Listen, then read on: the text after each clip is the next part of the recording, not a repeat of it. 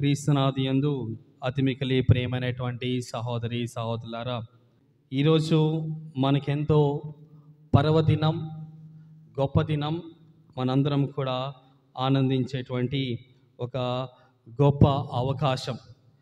ఎందుకనగా ఈరోజు యేసు ప్రభు యొక్క దివ్య శరీర రక్తాల మహోత్సవం, దేవుని యొక్క ప్రేమలో భాగస్థలం అవటానికి ఇదొక మంచి రోజు. విశేషపట్నంలో మనం చూసి ఉన్నాం, జనులందరూ కూడా ప్రభువు ఈ యొక్క బెత్సైదా గ్రామం వైపు వెళ్తున్నాడని తెలిసి వారందరూ కూడా ప్రభువుని అనుసరించాలని ఆశపడి ఉన్నారు, ప్రభువుని అనుసరించి ఉన్నారు.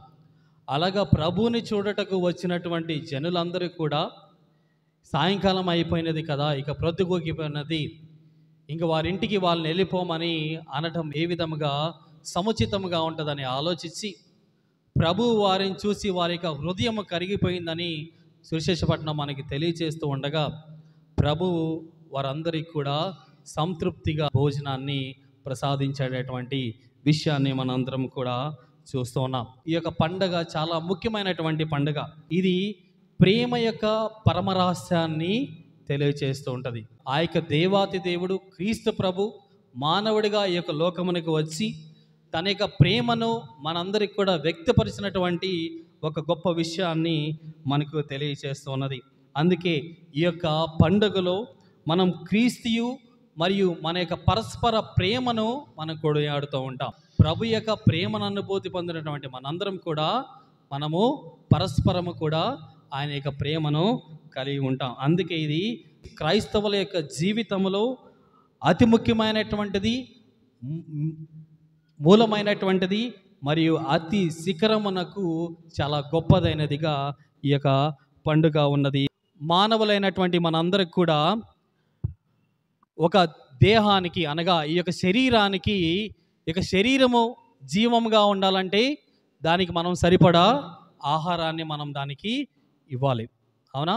ఈ యొక్క దేహము జీవముగా ఉండాలి అంటే దానికి కావలసినటువంటి ఆహారాన్ని మనం ఇవ్వాలి.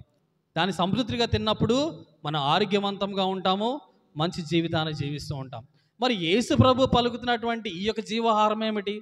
ఇదిగో మీరు నా యొక్క జీవమును భుజించి నా యొక్క రక్తమును పానం చేస్తే మీకు నిత్య జీవితము కలుగుతుందని ప్రభు అంటున్నాడు. కాబట్టి ఈ యొక్క నిత్య జీవితం ఏంటి? ప్రభు అంటున్నటువంటి నిత్య జీవితం ఏమిటి? మనం జీవిస్తున్నటువంటి జీవితం ఏమిటి? ఈ రెండింటికి తేడా ఏమిటి? ప్రపంచంలో భౌతికంగా జీవించాలి అంటే మనందరికి కూడా రోజువారీ ఆహారం అనేది అవసరం. మనం ఆధ్యాత్మికంగా జీవించాలంటే అది కూడా రోజువారీగా భుజించాలి. అదే దేవుని యొక్క శరీరము, రక్తము. అనగా దేవుని యొక్క శరీర రక్తములో నిజముగా ప్రభువు నెలకొని ఉంటాడనేటువంటి సత్యాన్ని మనం తెలుసుకొని మనం జీవించాలి. జర్మనీ దేశంలో 1263వ సంవత్సరంలో పీటర్ ఆఫ్ ప్రెగే అనేటువంటి వ్యక్తి, పీటర్ ఆఫ్ ప్రెగే ప్రెగే అంటే అతను వచ్చేటువంటి ప్రదేశం. ఆ వ్యక్తి ఒక గురువుగా అభిషక్తుడయ్యాడు.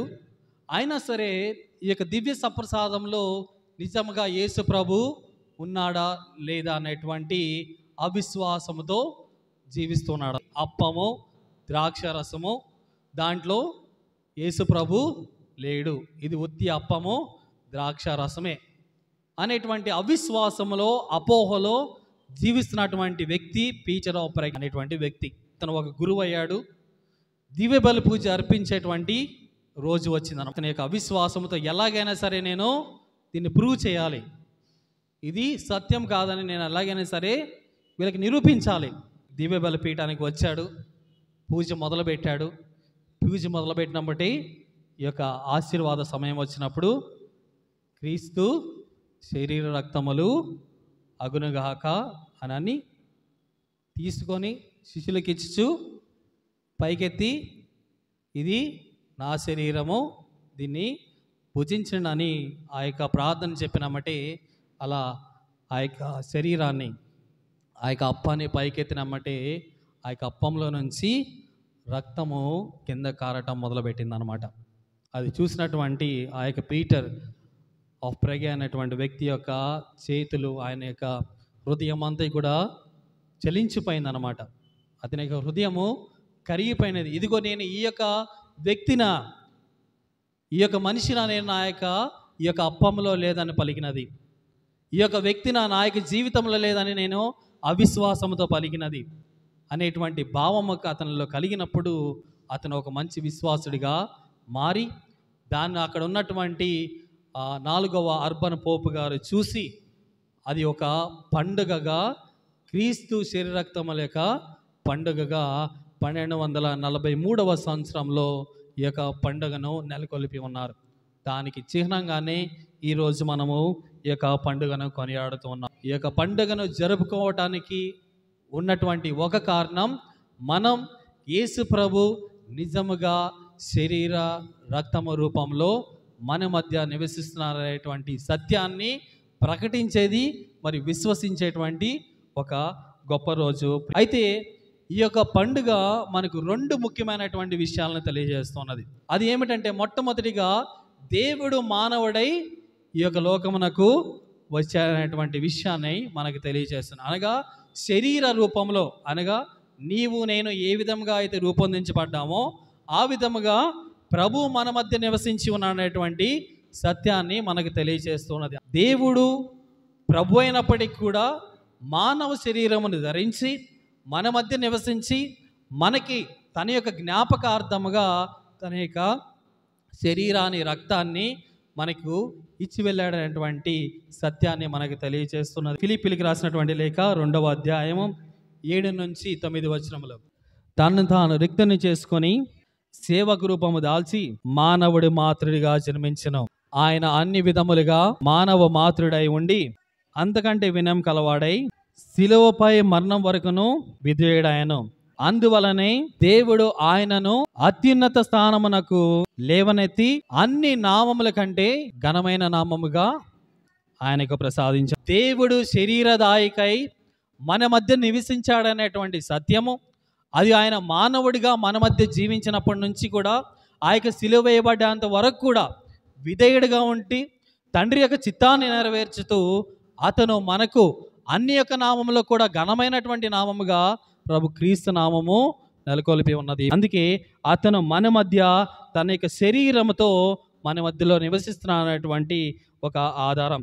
ఇక రెండవదిగా యోహాను సువార్త 6వ అధ్యాయము 54వ వచనం నుంచి 56వ వచనంలో ఎవరైతే ప్రభులో నివసిస్తారో ప్రభు మనతో నివసిస్తారనేటువంటి సత్యాన్ని ప్రభు మనకు వెల్లడి చేస్తూ ఉన్నాడు. నా శరీరమును భుజించి రక్తమును పానము చేయువాడు నిత్య జీవితమును పొందును, నేను అతన్ని అంతిమ దినమున లేపుదను. ఎలైనా నా శరీరము నిజమైనటువంటి ఆహారం, రక్తము నిజమైనటువంటి పానము. నా శరీరమును భుజించి ఆ రక్తమును పానము చేయువాడు నా యందును నేను వాని యందును ఉందను. అందరం కూడా దివ్య సప్రసాదాన్ని తీసుకోవడానికి ఇక్కడికి వస్తూ ఉంటాం. గురువు ఏమంటూ ఉంటాడు, ఇదిగో క్రీస్తు శరీర రక్తంలో అనగల మనం ఏమంటాం, ఆమెన్ అంటాం. ఆమెన్ అని దాన్ని స్వీకరిస్తూ ఉంటాం. స్వీకరించినప్పుడు మనం ఏమవుతూ ఉంటాం, ప్రభు మన యందును మనము ప్రభు యందును నివసిస్తూ ఉంటాం. అది దేవుడు మానవుడే మన మధ్య నివసించాడనటానికి ఒక కారణం. అనగా ప్రతి ఒక్క దివ్య బలి పూజలో కూడా మనం ఆత్మీయమైనటువంటి ఆహారాన్ని భుజిస్తూ ఉంటాం.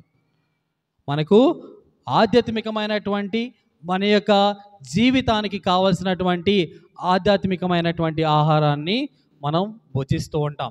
ఎలాగైతే మన యొక్క శరీరానికి జీవంతో ఉండటానికి మానవునిగా కావాల్సినటువంటి ఆహారం మనకి ఎలా సంతృప్తిని ప్రసాదిస్తూ ఉంటుందో, అదే విధముగా మన యొక్క ఆధ్యాత్మిక జీవితానికి సంతృప్తిని కలిగించటానికి దేవుని యొక్క శరీరము, రక్తము మనకి సంతృప్తిని కలిగిస్తూ ఉంటాయి. పండుగకు ఉన్నటువంటి 2వ ముఖ్య లక్షణం ఏమిటంటే, అది ప్రేమ బాంధవ్యాన్ని పెంచుతూ ఉంటుంది.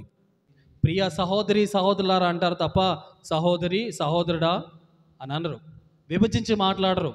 దివ్యబలి పూజ అంటే అందరినీ కలుపుకొని దేవుడు చేసినటువంటి మేలులకు కృతజ్ఞతలు చెల్లించటం. దివ్యబలి పూజ అంటే అది. ఇంగ్లీష్లో యూకరిస్ట్ అంటారు, అంటే థ్యాంక్స్ గివింగ్, కృతజ్ఞత బలి అని దీనికి అర్థం అన్నమాట. కాబట్టి అటువంటి కృతజ్ఞత బలిలో పాల్గొన్నటువంటి మనందరం కూడా ఐక్యతకు మరి సహోదర భావనకు సూచనగా ఉంటాం. కాబట్టి అటువంటి ఐక్యతకు సూచనకు భావంగా ఉన్నటువంటి మనమందరం కూడా దేవుని యొక్క ప్రేమలో ఎదగాలి. మీరు అనేక మార్లు ఈ యొక్క దివ్య సప్రసాదం గురించి, దివ్య సప్రసాదం యొక్క ముఖ్య అంశాల గురించి, దాని యొక్క గొప్పతనాన్ని గురించి మీరు విని ఉంటారు. మన యొక్క జీవితంలో మానవునిగా ఆహారమును మనం తీసుకోకపోతే మనకేమైంది? ఏదో ఒక రోజు మరణిస్తాం. అదేవిధంగా ఆధ్యాత్మిక జీవితంలో మన ప్రభు యొక్క శరీర రక్తాలను మనం భుజించకుండా ఆధ్యాత్మిక జీవితంలో ఎదగకపోతే మన యొక్క జీవితాల్లో ఏమవుతుంది అనేటువంటి విషయాన్ని మనందరం కూడా తెలుసుకుందాం. ప్రతి ఒక్క మానవుడు కోరుకునేది ఏంటంటే, నేను సంతృప్తిగా జీవించాలి, నాకు ప్రతిదీ కూడా సంతృప్తిగా నాకు లభించాలనేటువంటి స్వభావంతో జీవిస్తూ ఉంటాం. కానీ కొన్నిసార్లు ఎంత ఉన్నా సరే ఏదో లేనటువంటి అసంతృప్తి మానవుల్లో ఉంటూ ఉంటుంది. ఆ యొక్క వెలితి ఏమిటి అని తెలుసుకున్నప్పుడు దానికి ఒక అర్థం ఉంటుంది. ఆ యొక్క వెలితి ఏమిటి అని తెలుసుకోలేనప్పుడు దానికి కూడా ఒక అర్థం ఉంటుంది. ఎప్పుడైతే ఆ వెలితి ఏమిటి అని తెలుసుకున్నప్పుడు అది ప్రభువులో నేను ఐక్యము కాలేదు కాబట్టి నాకు ఆ వెలితి నా యొక్క జీవితంలో ఉన్నది అనేటువంటి సత్యం తెలిసిందనుకో, ప్రభు బాటలో మనం నడుస్తూ ఉంటాం. ఒకవేళ మనం తెలుసుకోలేకపోయి ఆ యొక్క సత్యాన్ని మనం గ్రహించలేకపోతే ఆ యొక్క వెలితి కోసం, ఆ యొక్క వెలితిని నింపడానికి అనేకమైనటువంటి వ్యసనాలకు మనకి జీవితాన్ని గురి చేసుకుంటూ ఉంటాం. మన యొక్క జీవితంలో ఇక ఆధ్యాత్మిక భోజనాన్ని మనం స్వీకరించకపోతే మొట్టమొదటిగా మనకు కలిగేటువంటిది ఏమిటంటే అంతరంగంలో వెలితి. ఏమిటి? అంతరంగ జీవితంలో వెలితి అనగా మనకి హృదయంలో ఏదో తెలియని అసంతృప్తి, అన్నీ ఉన్నా సరే ఏదో తెలియనటువంటి అసంతృప్తి అనగా తెలియనటువంటి ఆందోళన, తెలియనటువంటి అశాంతి, తెలియనటువంటి స్వార్థము, తెలియనటువంటి అసూయ, ఏదో సాధించలేనటువంటి ఒక నిడూర్గమైనటువంటి ఒక ఆనందం లేనటువంటి జీవితం మనలో ఉంటుంది. అవునా? ఈ యొక్క శిష్యులందరూ కూడా ప్రభు కడరాత్రి భోజనానికి సిద్ధపడుతుండగా శిష్యులందరినీ కూడా తనతో పాటు కూర్చుండబెట్టుకొని ఉన్నాడు. అలా కూర్చుండబెట్టుకొని ఉండి వారితో ఈ యొక్క దివ్య బలి పూజ అంటే ఏంటో పంచుకొని అన్న తర్వాత, మీలో ఒకళ్ళు నన్ను అప్పగించబోతున్నారు అని అనగానే ఒకరి ముఖాన్ని ఒకరు చూసుకుంటూ ఉన్నారు. నువ్వా నేనా, నువ్వా నేనా అనుకుంటూ. ఆ తర్వాత అంత అయిపోయిన తర్వాత పేతురు వెళ్ళిపోతున్నాడు, మిగతా శిష్యులందరూ కూడా వెళ్ళిపోతూ ఉన్నారు. కానీ పేతురుకి ప్రభు యొక్క నిజమైనటువంటి శరీరం ఏమిటో, నిజమైనటువంటి రక్తాన్ని పానం చేయడం ఏమిటో, అదే పేతురు ప్రభువా నీ దగ్గరే నిత్య జీవితపు మాటలు కలవని పలికినటువంటి వాడు, కానీ ప్రభువుని అనుభూతి పొందేటువంటి భాగ్యం దొరకలేదు. కానీ ఎప్పుడైతే ప్రభువు సిలువేయబడ్డాడో, ఎప్పుడైతే ప్రభు యొక్క ప్రేరణ పేతురు కలిగినదో అప్పుడు పేతురులో ఉన్నటువంటి వెలితి అనేది పోతూ ఉన్నది. అప్పుడు వరకు కూడా పేతురు అశాంతితో ఏదో తెలియనటువంటి జీవితాన్ని జీవిస్తూ సర్వసాధారణమైనటువంటి జీవితానికి వెళ్ళిపోతూ ఉన్నాడు. ఎప్పుడైతే పునరుత్థాన క్రీస్తు ఈ యొక్క పేతురు దగ్గరికి వచ్చినప్పుడు మరలా కూడా పేతురు ఆ యొక్క వెలితిని తన యొక్క జీవితంలో నింపుతూ ఉన్నాడు. వెలితి నింపబడినప్పుడు పేతురు ఒక గొప్ప ప్రవక్తగాను, ఒక గొప్ప బోధకుడుగాను మారుతూ ఉన్నాడు. పునీత అగస్టీన్ గారు అంటున్నారు, ప్రభువే మనల్ని సృష్టించాడు కాబట్టి అతనిలోనే మనకి శాంతి సమాధానము కలవనేటువంటి విషయాన్ని మనకి తెలియజేస్తున్నాడు. మొట్టమొదటిగా మనము మన యొక్క ఆధ్యాత్మిక భోజనాన్ని స్వీకరించకపోతే మొట్టమొదటిగా కలిగేది మన యొక్క జీవితంలో వెలితి, ఏదో తెలియనటువంటి ఒక వెలితి. ఇక రెండవదిగా ఆధ్యాత్మిక జీవితంలో మనం ఎదగకపోతే మనకు లభించేది ఏమిటంటే మార్గం తప్పిపోతూ ఉంటాం. మనం మార్గము తప్పిపోయి జీవిస్తూ ఉంటాం, అంటే దారి తెలియనటువంటి వ్యక్తులుగా మనం జీవిస్తూ ఉంటాం. అనగా ఏది మంచో ఏది చెడో తెలియనటువంటి వ్యక్తులుగా మనందరం కూడా మారిపోతూ ఉంటాం. ఉదాహరణకు మీరు అనేక మార్లు విని ఉంటారు జక్కయ్య యొక్క జీవితం. అవునా? జక్కయ్య పాపిగా పరిగణింపబడినటువంటి వ్యక్తి. ఎందుకు?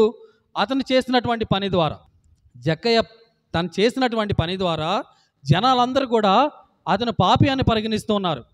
ఎందుకు? అది తప్పు పని కాబట్టి. కానీ ఎప్పుడైతే ప్రభువుని కనుగొన్నాడో, ప్రభువుని చూడాలని ఆశపడ్డాడో, ప్రభు దగ్గరికి పరిగెట్టుకుంటూ వెళ్ళాడో, ప్రభువు తన ఇంటికి వచ్చినప్పుడు ఈ యొక్క జక్కయ్య ఏమంటున్నాడు, ప్రభువా నేను ఎవరికైనా సరే తప్పు చేసినట్లయితే, ఎవరినైనా సరే అన్యాయంగా వారికి ఏదైనా సరే నేను చేసినట్లయితే దానికి నేను 4 మార్లుగా నేను వారికి ఇచ్చి వేస్తానని ఆ యొక్క జక్కయ్య సెలవిస్తూ ఉన్నాడు. మనము ఆధ్యాత్మిక జీవితంలో ఎదగాలంటే దేవుని యొక్క శరీర రక్తం భుజిస్తున్నటువంటి మనము అతని యొక్క వాక్యాన్ని కూడా మనం పఠించాలి. దేవుని యొక్క శరీర రక్తాలను భుజించడం కాదు, అతని యొక్క వాక్యాన్ని కూడా మనం పఠిస్తూ ఆ యొక్క వాక్యాన్ని చదువుతూ దేవుని యొక్క వాక్యంలో ఎదుగుతూ ఉండాలి. కీర్తనలు 119వ అధ్యాయము 105వ వచనము, నీ వాక్యము నా మార్గమునకు దీపము, నా త్రోవకు వెలుగు. దేవుని యొక్క వాక్యము మనకు ఒక వెలుగుగాను, మనకు ఒక మార్గంగాను ఉంటూ ఉంటుంది. దేవుని యొక్క వాక్యం మనకు తెలియచేస్తూ ఉంటుంది, ఇది మంచి, ఇది చెడు, ఇది ధర్మమైనటువంటి జీవితం, ఇది ధర్మం తప్పినటువంటి జీవితం. మనం మంచి జీవితంలో ఎలా జీవించాలనేది ఈ యొక్క సువిశేష పట్టణము, ఈ యొక్క పరిశుద్ధ గ్రంథము మనకు తెలియచేస్తూ ఉంటుంది. ఇక మూడవదిగా, మనము ఆధ్యాత్మిక భోజనాన్ని స్వీకరించకపోతే మనం పాపమునకు బానిసలం అవుతూ ఉంటాం. మనము ఈ యొక్క ఆధ్యాత్మిక భోజనాన్ని స్వీకరించకపోతే మనము పాపమునకు బానిసలం అయిపోతూ ఉంటాం. పాపమునకు మనం చోటు ఇవ్వకుండా ఆ యొక్క పాపమును జయించాలి అంటే అనుదినం కూడా దేవుని యొక్క శరీర రక్తాలతో మనము పోషింపబడాలి. అలా పోషింపబడేటువంటి మనందరం కూడా పాపాన్ని జయించేటువంటి శక్తి ఆ యొక్క దేవాతి దేవుడు మనకు ప్రసాదిస్తాడు. ఎందుకనగా ప్రభు యొక్క లోకమునకు వచ్చింది దేనికి? ఈ యొక్క లోకాన్ని ప్రేమించాడు కాబట్టి తన యొక్క ప్రేమ ద్వారా మనందరికి కూడా నిత్య జీవితాన్ని ప్రసాదించాలనుకున్నాడు కాబట్టి ఈ యొక్క లోకమునకు వచ్చి ఉన్నాడు. నిన్ను నన్ను పాపముతో కడిగివేసి మనల్ని శుద్ధులు చేయాలనుకున్నాడు. కాబట్టి మనందరం కూడా పాపము నుంచి దూరంగా ఉండాలంటే అనుదినము కూడా ఇక దివ్య శరీర రక్తాలని మనము స్వీకరించాలి. ఎండిపోయినటువంటి జీవితాలను సిగిరింపజేసేది ఈ యొక్క దివ్య శరీర రక్తాలు. ఈ యొక్క దివ్య శరీర రక్తాలు ఎక్కడ దొరుకుతాయి? మనకి నిండు దివ్య బలి పూజలో మాత్రమే దేవుని యొక్క శరీర రక్తాలు మనకు ఇవ్వబడుతున్నాయి. మనము మన యొక్క జీవితాలను పవిత్రమనచుటకు దేవుడు మనకి ఇస్తున్నటువంటి ఒక అవకాశం. బలి పూజకు వచ్చేటప్పుడు మనము అత్యంత సిద్ధపాటుతో రావాలి. ఎందుకనగా దేవుని యొక్క పవిత్రమైనటువంటి శరీర రక్తాలను మనం స్వీకరించబోతున్నాం. కాబట్టి ఆ యొక్క శరీర రక్తాలను స్వీకరించటకు మనం అత్యంత పరిశుద్ధతతోనూ అత్యంత సిద్ధపాటుతోనూ మన యొక్క హృదయములను శుద్ధి చేసుకొని రావాలి. మన యొక్క జీవితంలో కూడా దేవుని యొక్క శరీర రక్తంలో పూజిస్తున్నటువంటి మనందరం కూడా ప్రభువుని మన యొక్క ఇంటికి తీసుకొని వెళ్తూ ఉంటాం. ఎందుకని ప్రభు ఏమంటున్నాడు, మీరు నా యందును నేను మీ అందును ఉంటున్నానని. అనగా నువ్వు ఎప్పుడైతే ప్రభు యొక్క శరీర రక్తం స్వీకరించినప్పుడు ప్రభు నీలోకి వస్తూ ఉంటాడు. నీలోకి వచ్చినప్పుడు నీతో నీ యొక్క గృహంలోనికి వస్తూ ఉంటాడు. నీ యొక్క గృహం అంతా కూడా దేవుని యొక్క కృపతో నింపబడుతూ ఉన్నది. కాబట్టి అలాగ పవిత్రమైనటువంటి ప్రభుని స్వీకరించాలంటే కావాల్సింది ఏమిటి? పవిత్రమైనటువంటి హృదయం, పవిత్రమైనటువంటి ఆలోచన, పవిత్రమైనటువంటి దేహశుద్ధి.